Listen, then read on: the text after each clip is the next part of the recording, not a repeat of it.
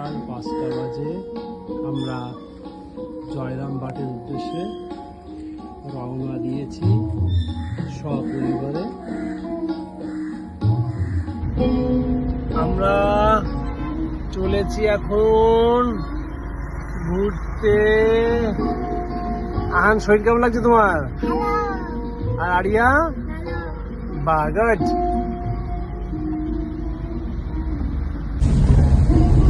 কলকাতার পরিচয় মোটামুটি দুটো ব্রিজ দিয়ে, তার ভিতরে একটা ব্রিজ হলো এই রবীন্দ্র সেতু, যেটা আমাদের হাওড়া ব্রিজ নামে বিখ্যাত। তা এখন আমরা সেই ব্রিজে উঠে গেছি, যে ব্রিজের নিচেই কোনো পিলার নেই, একদম নদীর ওপরটা উঁচু। এপারে কলকাতায় একটা ব্রিজ আছে, আর কলকাতায় একটা প্ল্যান আছে, আর হাওড়া একটা প্ল্যান আছে, বাদ বাকি মিডিলে কোনো প্ল্যান নেই। সেই জন্য এই হাওড়া ব্রিজটা বিখ্যাত। এখন আমরা সেই ব্রিজে পৌঁছে গেছি, দেখতে পাচ্ছেন ওপরটা হাওড়া স্টেশন, আর এদিকটা যদি যাই আমরা দক্ষিণেশ্বর। দেখতে দেখতে আমরা পৌঁছে যাচ্ছি আমাদের স্বপ্নের।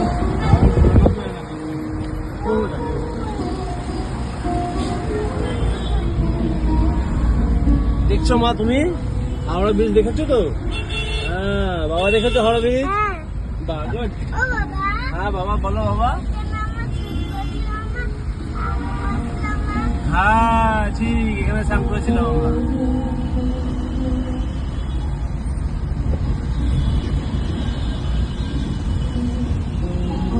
এক মিনিটে আমরা আজ হাওড়া থেকে কলকাতা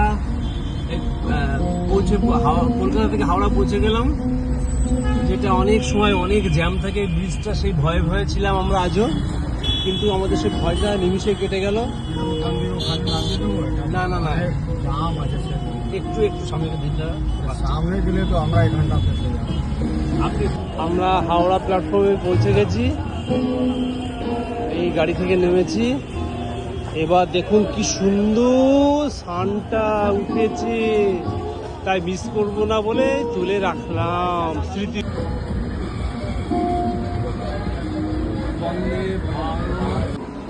আমরা তারকেশ্বরে পৌঁছে গেছি সবার আগে।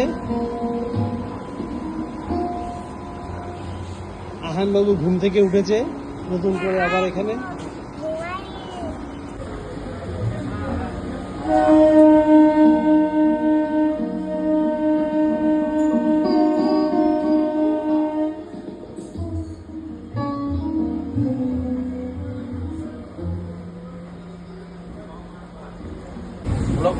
আমরা অবশেষে সবাইকে খুঁজে পেলাম তারকেশ্বরে, সবাই আমরা এক জায়গায় হয়ে গেছি।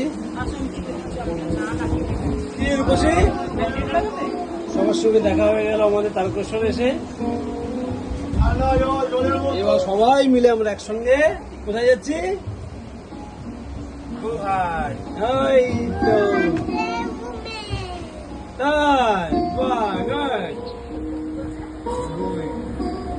আমরা ফাইনালি গোঘাটে চলে এসেছি, এবার যাবো জয়রামবাটি।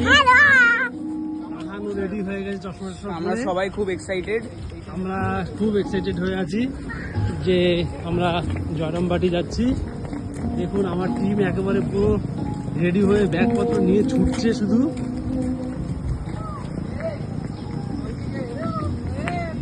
আমরা পৌঁছে গেলাম আমাদের জয়রামবাটি।